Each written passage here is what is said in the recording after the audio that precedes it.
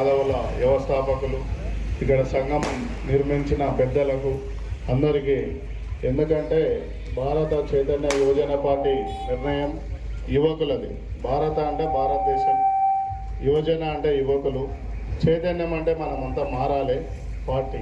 ఈసారి కూడా జయగూడలో నన్ను నిల్చోబెట్టి ఇంతమంది యాదవుల ఓట్లు ఉన్నాయి, ఎందుకు పోవాలి, ప్రతి నియోజకవర్గంలో బీసీ ఎస్సీ ఎస్టీలకు అందరికీ మనకు పార్టీ వచ్చిందని చెప్పిన పెద్ద మనిషికి జడ్జి మల్లేశన్న గారికి. కానీ తన కొద్దిగా వెయిట్ చేసి అయినా నెక్స్ట్ టైం కొడదామన్నాడు కార్వాన్ కాన్స్టిట్యున్సీ ఎమ్మెల్యేది. సో దానికోసం ఎప్పుడు కార్వాన్కు ఎమ్మెల్యే టికెట్ ఇవ్వడానికి మేము రెడీగా ఉన్నాం.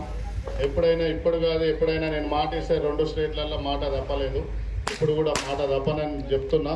కంపల్సరీ ఎల్లప్పుడూ ఎప్పటికీ భారత యువజన పార్టీ రామచంద్రయ్య గారి నాయకత్వంలో తెలంగాణ స్టేట్ మనం అందరం కలిసి నెక్స్ట్ రాబోయే కాలంలో ఇప్పుడు 70 సీట్లు ఇచ్చినాం, 56 సీట్లు యువకులకు ఇచ్చినాం.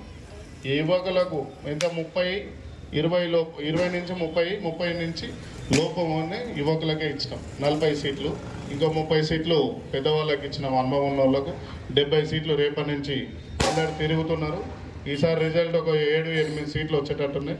దానిపైన నెక్స్ట్ రాబోయే 5 ఏళ్లలో కార్వాన్లో కూడా బీసీవై జెండా ఎగురుతుంది. మీ అందరి కోసం మేము వెనకంటే ఉంటాం.